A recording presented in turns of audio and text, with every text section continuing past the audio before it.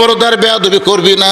তার দুইটা সন্তান হলো জান্নাতি যুবকদের সর্দার, হাসান হোসেনের মাকে খবর দেওয়া হবে, খবরদার বেয়াদবি করবি না।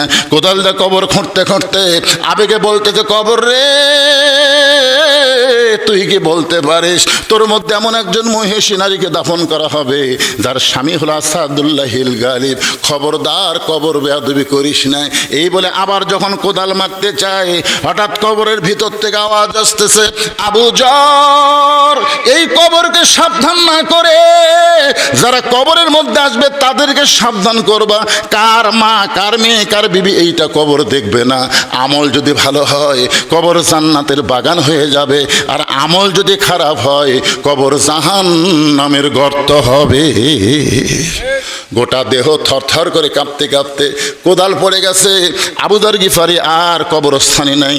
হযরত আলী ফাতেমাকে কবর দেওয়ার পরে চিন্তা করলেন, আবু যর গিফারি যাকে কবর খুঁড়তে দিলাম সে গেল কোন জায়গায়। ফজরের নামাজ পড়তে সে দেখে আবু যর গিফারি মসজিদ নববীর মধ্যে নেই। জোহরের সময় দেখে আবু যর গিফারি মসজিদের মধ্যে নেই।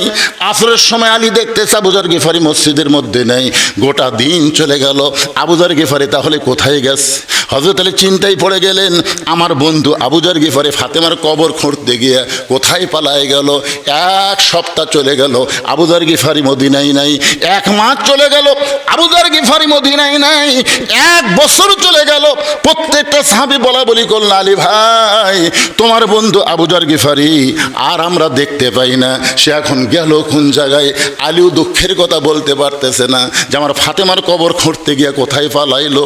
2-3 বছর পরে আবু যর গিফারি যখন মদিনায় ফিরে আইছে, পাগলের মতন ঘুরতেছে। মদিনার বাচ্চারা পাগল বলে বলে তাকে পাথর মারতেছে, কখনো হাসতেছে কখনো কাঁদতেছে। ওই রাস্তা দিয়ে হযরত আলী যায়, যাওয়ার সময় বলে, রে বাচ্চারা কাকে মারতেছ?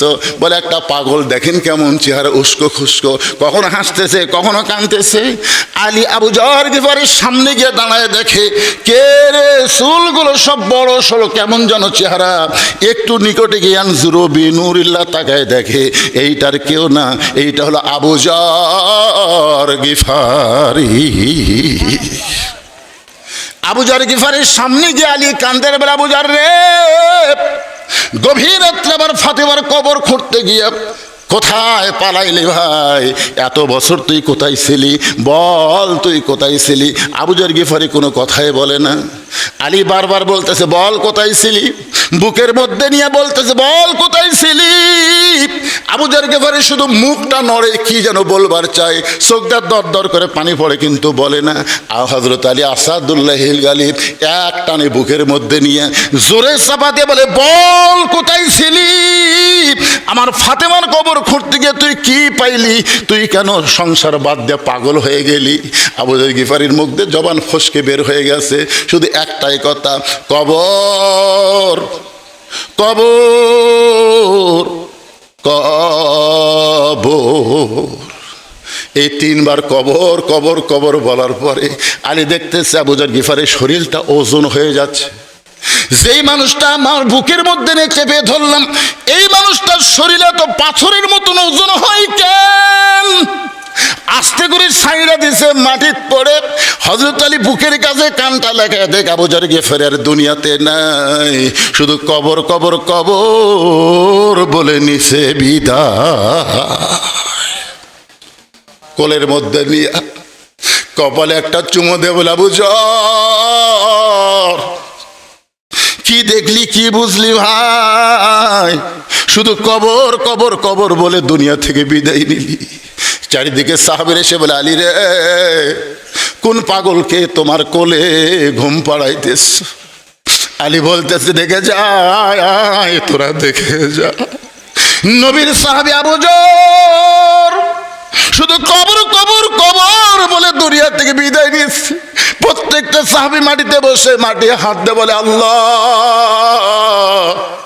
আমাদের সবাইকে কবরে যেতে হবে, কিন্তু যেদিন ডাক পড়িবে, কিন্তু যেদিন ডাক পড়িবে কবর মাঝে যাইতে, জোগাড় কিছু করছো বন্ধু, তার মাঝে বিছাইতে, সবাই বলেন, কিন্তু যেদিন ডাক পড়িবে কবর মাঝে যাইতে, জোগাড় কিছু করছো বন্ধু তার মাঝে বিছাইতে, ডানে কবর বামে কবর, সবাই চোখ বন্ধ করে একটু খেয়াল করেন, ডানে কবর বামে কবর, নিচে কবর আছে যে, উপর দিকে চাইয়া দেখো বাঁশের ছাউনি দিছে কে, এমন আজাব দিবে রে ভাই, এমন আজাব দিবে রে ভাই, কবরে রয়ে মাটিতে গলা ফেটে রক্ত ঝরবে চিৎকারের ওই চোটেতে। আমাদের সকলের সামনে অন্ধকার কবর, যে কোনো মুহূর্তে আমাদের মৃত্যু হবে। সেই কবরের পাথর জোগাড় করার জন্য আপনার মেয়ে যখন 5 ওয়াক্ত নামাজ পড়বে, ওই মেয়েটাকে আর পর্দার কথা বলা লাগবে না। ওই মেয়েটা জানে নামাজ যখন পড়ে তখন মেয়েরা কেমন ঢাকা পড়ে। আপনারা বলেন তো, মেয়েরা যখন নামাজ পড়ে তখন মাথার চুল বার করে নামাজ পড়ে? ওই ঘরের মধ্যে কেউ নাই, মেয়ে যেখানে নামাজ পড়তে ঘরের মধ্যে কেউ আছে? তারপরে মাথা ঢাকে, খালি মাথাই ঢাকে, এমন ভাবে ঘুমটা দেয়, কেমন কেউ নেই। তুমি এমন ভাবে মাথা ঢাকছো কেন? আমি নামাজ পড়তেছি। কারণ কোনো মেয়ে যখন 5 ওয়াক্ত নামাজ পড়বে, ওই নামাজের মাধ্যমেই বুঝতে পারবে পর্দা কারে কয়। আমার কথা কি বুঝতে পারলেন? আমার মায়েরা যারা আওয়াজ শুনতেছেন, মা যতই আমল করেন, পর্দা যদি না থাকে কোনো আমলও আল্লাহর দরবারে কবুল হবে না। রাসূল বলেছেন, ফাতেমা, আল্লাহ তাআলা তোমাকে একটা ডিগ্রি দিয়েছে, সাইদাতুন নিসাই আহলেল জান্নাহ ফাতেমাতুজ জোহরা। ফাতেমা বললেন, বাবা এত বড় ডিগ্রি আল্লাহ আমাকে কেন দিল? আল্লাহ রাসূল বললেন, শুধুমাত্র পর্দার কারণে। সুবহানাল্লাহ বলেন। ফাতেমা বলতেছে, বাবা আমি নামাজ পড়ে, আমি রোজা করি, আমি কোরআন তেলাওয়াত করি, আমি আল্লাহর জিকির করি।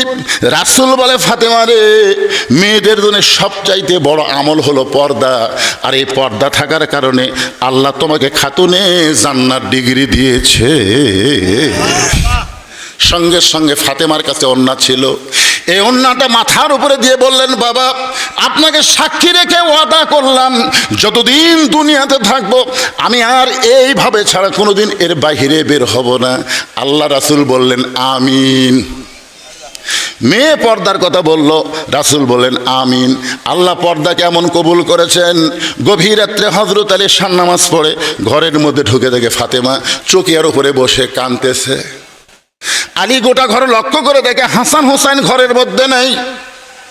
ফাতেমার নিকটে দাঁড়ায় দেখে ফাতেমার চোখের পানি গাল বয়ে বয়ে নিচের দিকে আসতেছে। হযরত আলী আস্তে করে হাতটা নিয়ে যায়, ফাতেমার থুতুনির তলে যখন দিলেন, ওই ফাতেমার চোখের পানি হযরত আলীর হাতের মধ্যে পড়ে গেল। আলী নিজের চেহারার মধ্যে মালিশ করে বলতেছেন, ফাতেমা রে, হাসান হোসেন কোথায়? ও ফাতেমা, তুমি একা একা বসে বসে কাঁদতেছো, হাসান হোসেন কোন জায়গায়? সঙ্গে সঙ্গে ফাতেমা এসে ঘরের দরজা বন্ধ করে বলে, স্বামী গো, হাসান হোসেনকে আমি অন্য ঘরে পাঠিয়ে দিয়েছি, কারণ আপনার সঙ্গে আমার গোপন কিছু গল্প আছে। আলী চমকে গিয়ে বলে, ফাতেমা কি গোপন গল্প? ফাতেমা বলে, স্বামী আমি সব সময় আল্লাহর কাছে দোয়া করেছি, আল্লাহ যেন আমার দোয়া কবুল করে। এই মুহূর্তে আল্লাহ জানাইলো, আল্লাহ তাআলা আমার দোয়া কবুল করেছে। আলী বলে, ফাতেমা রে, দোয়া কবুল করা হলো আনন্দ, তুমি কেন কাঁদতেছো?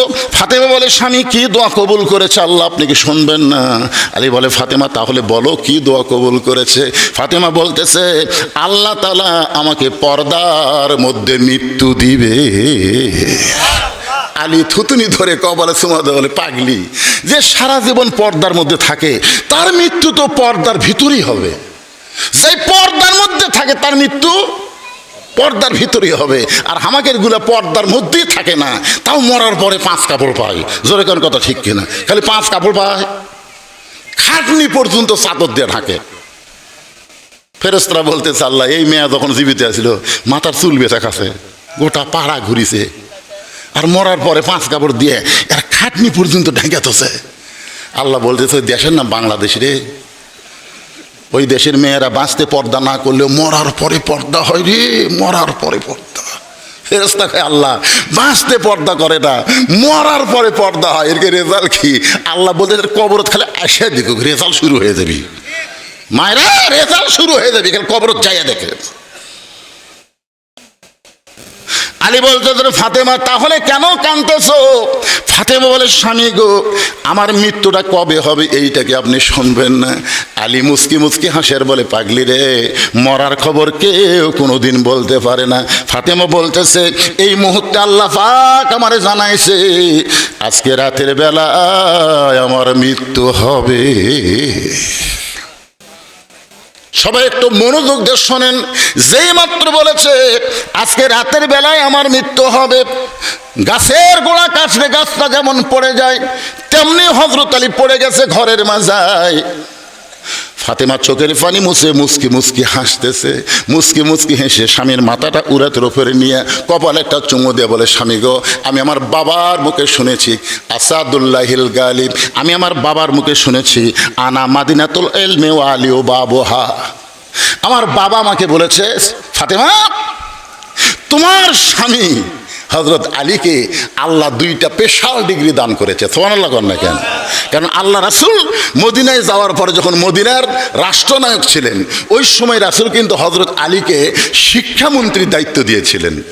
হযরত আলী কি মন্ত্রী? আর আবু বকর ছিলেন ধর্মমন্ত্রী, আর ওমর ফারুক ছিলেন আইনমন্ত্রী, আর ওসমান গনি ছিলেন অর্থমন্ত্রী। আমি আপাতত 4টা মন্ত্রীর নাম করলাম। ধর্মমন্ত্রীর নাম কি? এ মনে মুখস্থ তো না কি আছে? এটা বাংলাদেশের ধর্মমন্ত্রী। আল্লাহ রাসূল যখন মদিনার রাষ্ট্রনায়ক, নবী খালি নবী ছিলেন না পাগলা, হিজরত করার পরে মদিনার রাষ্ট্রনায়ক হয়েছিলেন। আমরা রাজনীতির কথা বললি কই হুজুর হুজুর করে এটা এটা, আর আমি তো পাইছে হুজুরে বড় হুজুর, জীবনে 27টা যুদ্ধের সেনাপতিত্ব করেছেন বাতিলের বিরুদ্ধে। আল্লাহ নবী মাথার পাগড়ি খুলে হেলমেট পরেছে, জোরে কথা কন না কেন? নবী আমার 27টা যুদ্ধের সেনাপতিত্ব করেছেন। তখন ধর্মমন্ত্রী আবু বকর, আইনমন্ত্রী হলেন হযরত ওমর। আইনমন্ত্রী আমাকে আইনই কয় না, আইনমন্ত্রী যাই আছে আইনের কথাই কয় না, যা কয় সালাউদ্দিন। ওই স্বরাষ্ট্রমন্ত্রী হয়ে সব একলাই কয়। আপনারা বলেন তো অর্থমন্ত্রী যিনি তার নাম কি? ওসমান গনি, যেরকম তার নাম কি? আর শিক্ষামন্ত্রী হলেন হযরত আলী। হযরত আলীর মতন মহামানব যখন শিক্ষামন্ত্রী হবি তখন আগডম বাগডম ঘোড়াডম সাজে ঢাকঢোলক ঝাঁঝর বাজে, এই মিথ্যা শিক্ষা মুসলমানের বাংলাদেশে চলবি না। আপনারা কোন তো এই যে আপনার বেটা পড়তেছে, আপনার বেটা ব্যাগ নিয়ে প্রাইমারি যাচ্ছে, আমার ছেলে প্রাইমারি পড়ে, কি বেড়ে আইরাইটি না এ ভরা দিয়ে না লেগেল বল মাসে, তাই না দেখে ভোদর নাচে, ভালোই পড়তেছে। ক্লাস 2 এর ছাত্র খাড়া হয়ে পেশাব করে। আমার গ্রামে একটা দিকে পেশাব দিয়ে 40 লিখছে। এই রে শয়তান হসে ভাই, এই সিধার করা মাল তো কি হবি? ওই পেশাব করতেছে যন্ত্র ধরে আগে 4 লিখে পরে 0 দিছে। আমি মাথা হাত দিয়ে করলাম আল্লাহ এটা কোন যুগ রে? যেই বলছে এই মারছে দৌড়, আমি দৌড়ে গিয়ে সামনে দাঁড়ায় বললাম কে রে কোন ক্লাসে পড়িস? কষ্ট তুই পড়িস আসা। তো দাঁড়ায় পেশাব করলি, পেশাব দিয়ে 40 লিখলি, কেমনে পেশাব করা লাগে তোর স্যার তোকে শিখাইনি? বসে থাকে পেশাব করি পাগলা। স্যার যে কথা প্রাইমারি পেশাবখানা যায় দিকে আমার স্যারই খারাপ হয়ে পেশাব করে, ওর স্যারই বলে খারাপ হয়ে আমারে, তুই বসবি? আপনি মুসলমান, আপনার মাসুম বাচ্চাকে আপনি কি শিক্ষা দেওয়ার জন্য পাঠাচ্ছেন? এখানে এরকম একটা মাদ্রাসা থাকতে সে মাদ্রাসা ওভারটেক করে আপনার ছেলে টুটু কোম্পানির ম্যানেজার হচ্ছে, করে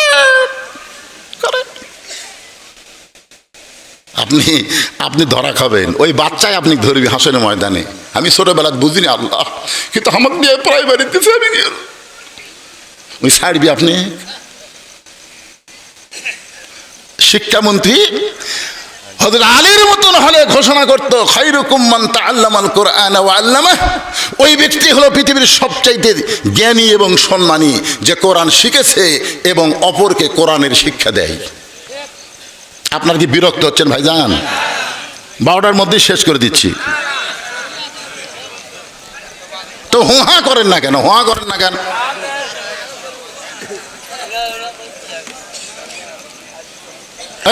এই ভাই ওর ওঠে কেন? ও আমাকে আরো দেখার জন্য সাইজ আছে। ঠিক আছে ঠিক আছে। একটু মনোযোগ দিয়ে শোনেন। ফাতেমা মুচকি মুচকি হাসতেছে, যার কথা শুনে স্বামী কাঁদতে কাঁদতে পড়ে গেছে, সেই ফাতেমা মুচকি মুচকি হেসে স্বামীর মাথায় হাত দিয়ে বলতেছে, আমার বাবার মুখে আমি শুনেছি আপনি হলেন পৃথিবীর সবচাইতে বড় জ্ঞানী। আমার বাবা বলেছে আসাদুল্লাহিল গালিব, আপনি হলেন পৃথিবীর সবচাইতে বড় বীর। তাহলে বড় বীর, বড় জ্ঞানী ব্যক্তি হয়ে বইয়ের মৃত্যুর খবর শুনে এভাবে পড়বে কেন? আপনি কি জানেন না এই দুনিয়া থাকার জায়গা না, এখানে আসলে যাইতে হবে। আল্লাযী খালাকাল মাউতা ওয়াল হায়াতা, আল্লাহ কেন বললেন আগে মৃত্যু তারপর হায়াত? এখানে যারা আমরা বসে আছি সবাই আমরা এক বাক্যে বলবো, এই দুনিয়া থাকার জায়গা না, এখানে আসলে। এই যারা বলতেছেন না তারা কি যাবেন না? বাড়ি যাওয়ার কথা বলতেছি আমি যেই বলবো এখানে আসলে আপনারা সবাই, এ জাত সাকারাতুল মাউতু হক্কুন, এর চাইতে সত্যি কথা নাই, যাওয়া লাগবে। এই জন্য এই সত্যি কথা কোরআনের সাথে আপনারা একমত না দ্বিমত? তাহলে আমি যেই বলবো আসলে, আপনার সকলে বলবেন যাইতে হবে। আসলে আল্লাহ বলেছেন আসো, ওয়ালা তামুতুন্না ইল্লা ওয়া আনতুম মুসলিমুন, তোমরা আসো, তবে মুসলমান না হয়ে মৃত্যুবরণ করো না। মুসলমান হয়ে যদি মরতে পারো তোমাদের কবর কবর হবে না, তোমাদের কবর হবে জান্নাতের দরজা। ওগো স্বামী, আমি দুনিয়া থেকে যাওয়ার পরে আমার তিনটা চাওয়া আপনার পুরা করা লাগবে। এইভাবে দুর্বল হয়ে যদি আপনি পড়ে যান তাহলে আমার চাওয়া পুরা করবেন কেমনি? এক নম্বর চাওয়া হলো রাতের অন্ধকারে আমাকে দাফন করা লাগবে। আমার মা বোনদের জন্য বলতেছি, মা একটু মনোযোগ দিয়ে শুনবেন। সারা জীবন পর্দা করলাম, দিনের বেলায় আমাকে কবর দেবেন, আমার পর্দার খিলাফ হবে। এই জন্য আমার এক নম্বর চাওয়া হলো রাতের অন্ধকারেই আমাকে দাফন করা লাগবে। আমার দুই নম্বর চাওয়া হলো আমার কোনো জানাজার ব্যবস্থা করা লাগবে না, কারণ মেয়ে মানুষের জানাজার কোনো দরকার নাই। মেয়ে মানুষটা হলো স্বামীর যদি মনোরঞ্জন করে যেতে পারে, আল্লাহ তাআলা তার জন্য 8টা জান্নাতের দরজা খুলে দিবে। তোরে কোন সুবহানাল্লাহ। আমার 3 নম্বর চাওয়া হলো আমার লাশটা খাটনিতে তুলবেন না, আপনি শুধু কান্দে করে নিয়ে ওই জান্নাতুল বাগানের পূর্ব কোণায় সবুজ রঙের খবরদার বেয়াদবি করবি না। তার 2টা সন্তান হলো জান্নাতি যুবকদের সর্দার, হাসান হোসেনের মাকে খবর দেওয়া হবে, খবরদার বেয়াদবি করবি না। কোদাল দা কবর খুঁড়তে খুঁড়তে আবেগে বলতেছে, কবর রে তুই কি বলতে পারিস তোর মধ্যে এমন একজন মহিষী নারীকে দাফন করা হবে যার স্বামী হলো আসাদুল্লাহিল গালিব, খবরদার কবর বেয়াদবি করিস না। এই বলে আবার যখন কোদাল মারতে চায় হঠাৎ কবরের ভিতর থেকে আওয়াজ আসতেছে, আবু জর এই কবরকে সাবধান না করে যারা কবরের মধ্যে আসবে তাদেরকে সাবধান করবা। কার মা কার মেয়ে কার বিবি এইটা কবর দেখবে না। আমল যদি ভালো হয় কবর জান্নাতের বাগান হয়ে যাবে, আর আমল যদি খারাপ হয় কবর জাহান্নামের গর্ত হবে। গোটা দেহ থরথর করে কাঁপতে কাঁপতে কোদাল পড়ে গেছে। আবু যর গিফারি আর কবরস্থানে নাই। হযরত আলী ফাতেমাকে কবর দেওয়ার পরে চিন্তা করলেন, আবু যর গিফারি যাকে কবর খুঁড়তে দিলাম সে গেল কোন জায়গায়? ফজরের নামাজ পড়তে সে দেখে আবু যর গিফারি মসজিদ নববীর মধ্যে নাই। জোহরের সময় দেখে আবু যর গিফারি মসজিদের মধ্যে নেই। আসরের সময় আলী দেখতেছে আবু যর গিফারি মসজিদের মধ্যে নেই। গোটা দিন চলে গেল, আবু যর গিফারি তাহলে কোথায় গেছে? হযরত আলী চিন্তায় পড়ে গেলেন, আমার বন্ধু আবু যর গিফারি ফাতেমার কবর খুঁড়তে গিয়ে কোথায় পালায় গেল? 1 সপ্তাহ চলে গেল, আবু যর গিফারি মদিনায় নাই। 1 মাস চলে গেল, আবু যর গিফারি মদিনায় নাই। 1 বছর চলে গেল। প্রত্যেকটা সাহাবী বলা বলি করল, আলী ভাই তোমার বন্ধু আবু যর গিফারি আর আমরা দেখতে পাই না, সে এখন গেল কোন জায়গায়? আলীও দুঃখের কথা বলতে পারতেছে না যে আমার ফাতেমার কবর খুঁড়তে গিয়ে কোথায় পালাইলো। 2-3 বছর পরে আবু যর গিফারি যখন মদিনায় ফিরে আইছে, পাগলের মতন ঘুরতেছে। মদিনার বাচ্চারা পাগল বলে বলে তাকে পাথর মারতেছে, কখনো হাসতেছে কখনো কাঁদতেছে। ওই রাস্তা দিয়ে হযরত আলী যায়, যাওয়ার সময় বলে, রে বাচ্চারা কাকে মারতেছো? বলে, একটা পাগল, দেখেন কেমন চেহারা, উস্কো খুস্কো, কখনো হাসতেছে কখনো কাঁদতেছে। আলী আবু যর গিফারের সামনে গিয়ে দাঁড়ায়, দেখে কে রে, চুলগুলো সব বড় সড়ো, কেমন যেন চেহারা। একটু নিকটে গিয়ে আনজুরু বিনুরিল্লাহ তাকায়, দেখে এইটার কেউ না, এইটা হলো আবু যর গিফারি। আবু যর গিফারির সামনে গিয়ে আলী কান্দের বেলা, আবু যর রে, গভীর রাত্রে আবার ফাতেমার কবর খুঁড়তে গিয়ে কোথায় পালাইলি ভাই? এত বছর তুই কোথায় ছিলি? বল তুই কোথায় ছিলি? আবু যর গিফারি কোনো কথাই বলে না। আলী বারবার বলতেছে, বল কোথায় ছিলি? বুকের মধ্যে নিয়ে বলতেছে, বল কোথায় ছিলি? আবু যর গিফারি শুধু মুখটা নড়ে, কি যেন বলবার চায়, চোখটা দর দর করে পানি পড়ে, কিন্তু বলে না। হযরত আলী আসাদুল্লাহিল গালিব এক টানে বুকের মধ্যে নিয়ে জোরে চাপা দিয়ে বলে, বল কোথায় ছিলি?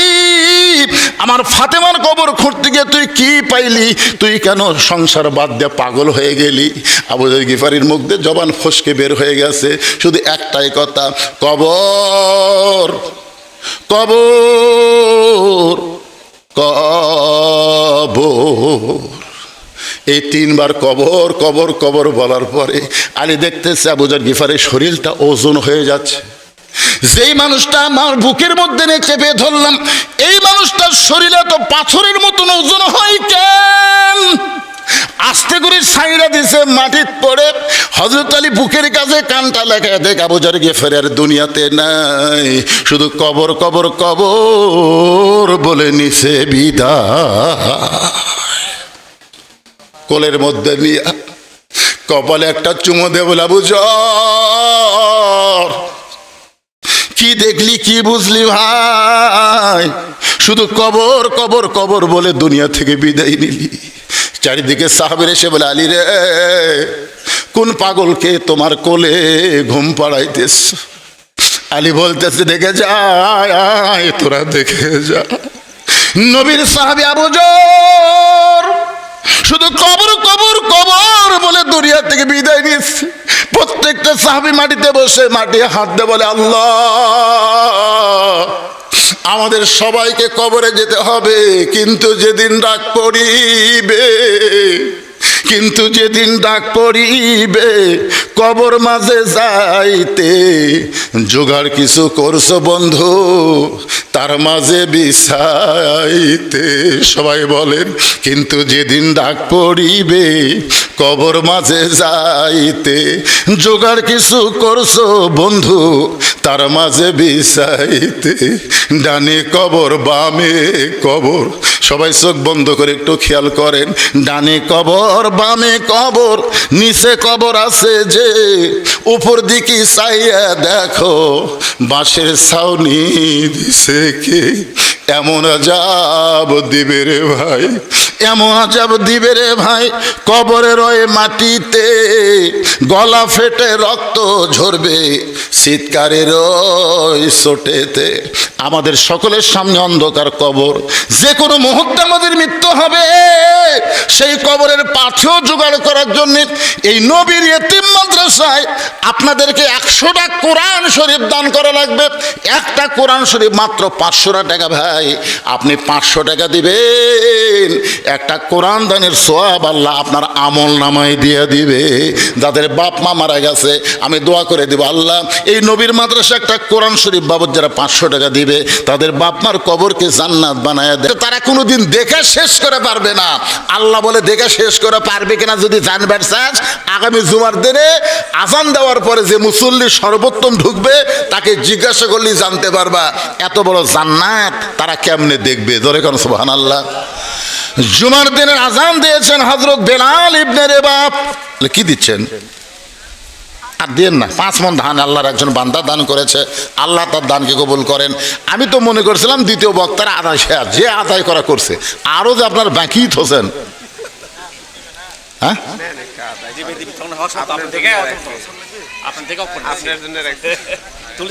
আপনাকে কমিটির মধ্যে কেউ বাকি নাই তো? তো একটা কোন কমিটির মধ্যে কে বাকি আছে আজকের এই কমিটি মাদ্রাসার কমিটি সভাপতি সাহেব দিছে না আপনি নত আপনি তো মাহফিলের সভাপতি আপনি মাদ্রাসার সভাপতি ও সবগুলো আপনি আচ্ছা আচ্ছা 1,01,000 দিছে 1,01,000 দিয়েছেন নাফি পিতা শুকুর আলী 10,000 টাকা ওটা টোকেন লিল্লাহি আকবার নাফি পিতা শুকবর আলী 10 ঠিক আছে শুকুর আলী শুকবর আলী 10,000 টাকা দান করেছে আল্লাহ তার দানকে কবুল করেন জোরে কান আমিন এরকম যদি কেউ থাকেন আপনারা তাড়াতাড়ি আসেন রাত অনেক হয়ে গেছে বুঝতেছেন না অনেক রাত আমি 12টার মধ্যেও শেষ করি সব জায়গায় কিন্তু আজকে তুলে দিয়েছে দেরি করে কি করবেন জুমার দিন আজান দিয়েছেন হযরত বেলাল ইবনে রেবাব আপনারা বলেন তো হযরত বেলালের মতন মুয়াজ্জিন পৃথিবীতে আর কোনোদিন হবে রাসূল বলেছেন আমার বেলাল যখন আজান দেয় সেই আজানটা শুধু মুসল্লির কান না আল্লাহর আরশ পর্যন্ত পৌঁছে যায় জিবরাইল মানুষের চেহারায় ফেরেশতা জিবরাইল একজন সাহাবীর চেহারায় নবীর কাছে বেশি আসতো তার নাম হলো দাহিয়াতুল কালবি জোরেকার নাম কি তো সাহাবীর চেহারায়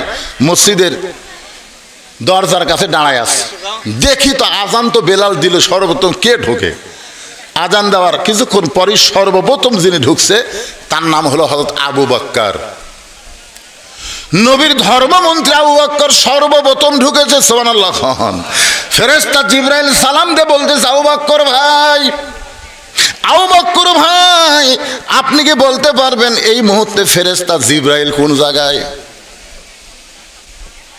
আবু বকর মুস্কি হাসতেছে তো ফেরেশতা জিবরাইল দাহিয়াতুল কালবি সাহাবীর চেহারায় বলতেছে ভাই হাসেন কেন আবু বকর বলতেছে পাগলা এই মসজিদের মধ্যে তো ফেরেশতা দেখার জন্য ঢুকি না আমি আল্লাহ পাওয়ার জন্য ঢুকি জোরে কান সুবহানাল্লাহ কি পাওয়ার জন্য তো ফেরেশতা জিবরাইল কোন জায়গাতে আছে এই চিন্তা তো আমার না আমার চিন্তা হলো আল্লাহ কোথায় জোরে কান সুবহানাল্লাহ কোন আনতা আবুদুল্লাহ কান্নাকা তারাহু ফাইল্লাম তাকুন তারাহু ফাইন্নাহু ইয়ারাকা বুখারী শরীফের প্রথম হাদিস কিতাবুল ইহসান আল্লাহ রাসূল বলেছেন কেউ যখন আল্লাহর ইবাদত করবে ইবাদতের মালিক আল্লাহকে দেখতে পাবে আল্লাহ দেখা যদি সম্ভব নাই হয় আল্লাহ তাকে দেখতেছে এই বিশ্বাস তার অন্তরের মধ্যে থাকবে তাহলে আমরা যখন নামাজ পড়ি আমাদেরকে দেখে কে আরো জোরে বিশ্বাস করেন আপনারা তাহলে যেমন তেমন কাপড় পরে আপনারা মসজিদে যান কোন এমপির অফিসে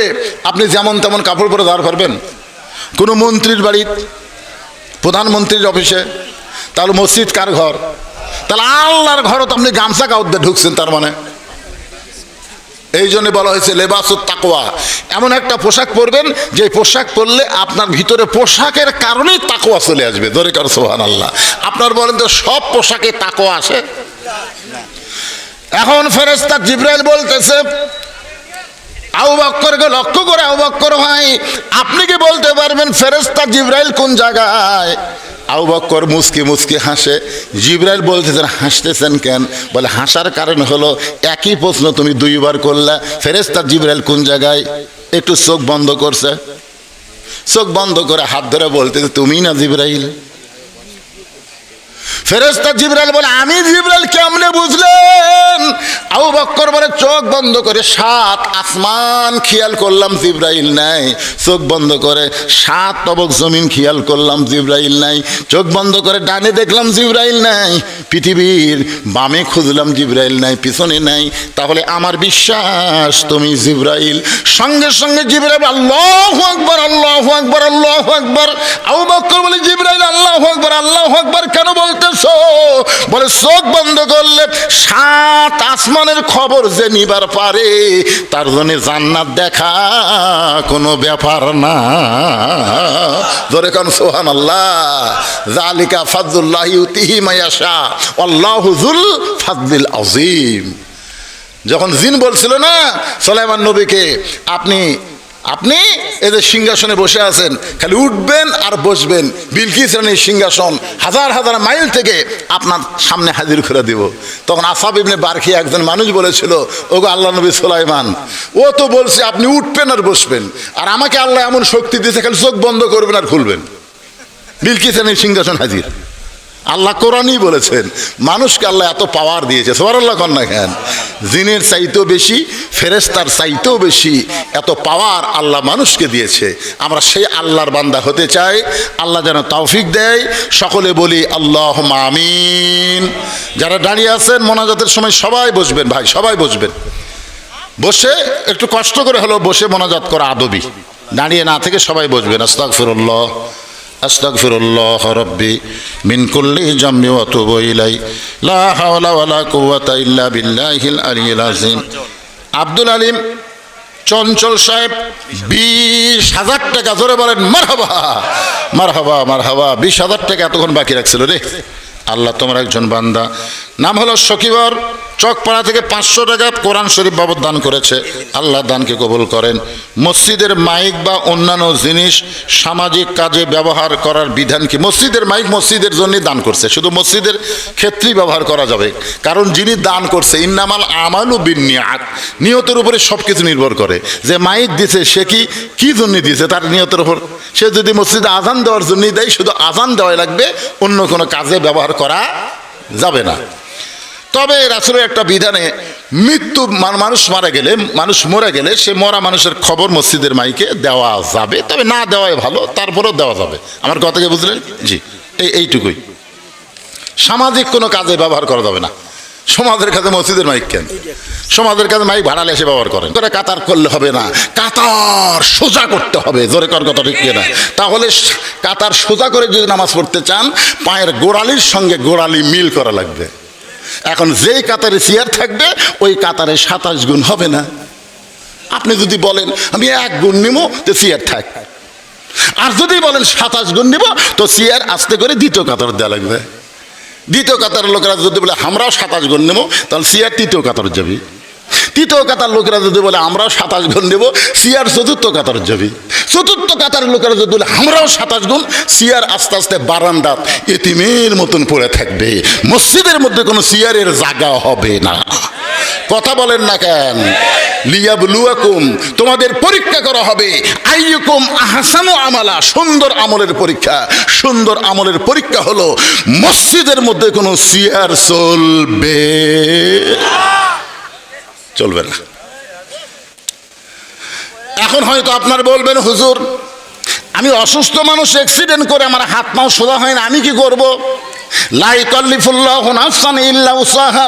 আল্লাহ কোরআনে বলেছেন তোমার কষ্ট হবে, এমন কিছু আমি আল্লাহ তোমাকে সাফাই দেই নাই। তুমি সুস্থ থাকলে জামাত, আর সুস্থ না থাকলে জামাত পড়া লাগবে না। সবার জন্যে জামাতে নামাজ পড়া ওয়াজিব না। আমার কথা কি বুঝলেন? কারণ যে ব্যক্তি 60 বছর পর্যন্ত চাকরি করে, 70 বছর পর্যন্ত তার টেনশন করা লাগবে না। 60 বছর হয়ে গেলেই সরকার তাকে পেনশন দিয়ে দিবে। কেন পেনশন দেবে? তুমি যৌবন আমারে দিলা, বুড়া বয়সে তুমি চোখে দেখো না ঠিক মতো, কলম হাত পা এরকম থরথর করে কাঁপে, তুমি কোনো চিন্তা করো না। তুমি যৌবন সরকারের দেওয়ার কারণে সরকার তোমাকে মরা পর্যন্ত পেনশন ও বেতন দেবে। যে ব্যক্তির যৌবনে আল্লাহর 5 ওয়াক্ত নামাজ জামাত আদায় করবে, বুড়া বয়সে ঠিক মতো যদি নামাজ পড়বার নাও পারে, আল্লাহ যৌবনের সব পেনশনে তাকে দান করে দিবে। এই জন্য নামাজ 7 বছর থেকে তালিম দেওয়া লাগবে। কয় বছর? আর 10 বছর থেকে জোর করে নামাজ ধরানো লাগবে। আপনার ছেলের হাতে এরকম মোবাইল আছে না নাই? কথা বলেন, আছে না নাই? আপনি বলেন তো, আপনার ছেলের হাতে এইরকম মোবাইল দিয়ে আপনার ছেলে ভালো থাকবে, গ্যারান্টি আছে? আছে,